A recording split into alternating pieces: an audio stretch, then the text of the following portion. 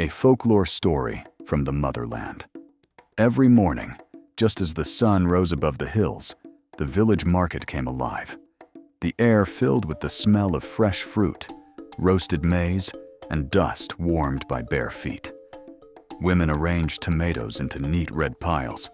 Men shouted prices over one another, and children ran laughing between the stalls, chasing shadows and each other. Among them walked Amina. She was small for her age, with bright eyes that missed nothing. While other children rushed through the market, Amina liked to slow down. Her grandmother had once told her, "If you want to understand people, watch quietly." And Amina always remembered that. That morning, as she passed a stall heavy with fruit, something caught her attention. A shadow moved where it should not have been. A man with a tattered hat stood too close to the stalls, his eyes darting left and right. His hands were quick, but his movements were nervous. Amina stopped walking. She whispered to herself. That is not the walk of a buyer. She did not shout. She did not run. Instead, she stepped closer to the tomato seller and gently tugged his sleeve. "Uncle," she whispered, "the man with the torn hat is not here to buy. Please watch him, and whatever you do, do not shout." The man frowned, then nodded slowly. Amina moved away calmly, her heart beating fast, but her face steady. From the small pouch at her waist, she took out a handful of millet grains her grandmother had given her earlier that day.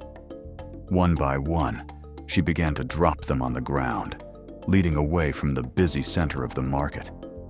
The man noticed. At first, he frowned.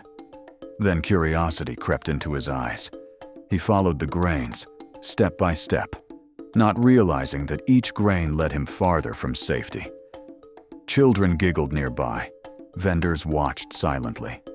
One by one, people blocked the paths leading out of the market, pretending to rearrange baskets or greet friends. The thief followed the trail until suddenly, there were no more grains. He looked up. All around him stood the villagers. The noise of the market faded into silence. Caught and embarrassed, the man lowered his head. Amina stepped forward. "You have quick hands," she said gently, "but clever hands are meant to build, not steal." No one shouted. No one struck him. The lesson was heavier than anger. That day, the village learned something new. Not from the elders, not from the chief, but from a young girl who chose wisdom over noise. And from that day on, whenever trouble came quietly, the people remembered Amina and listened carefully.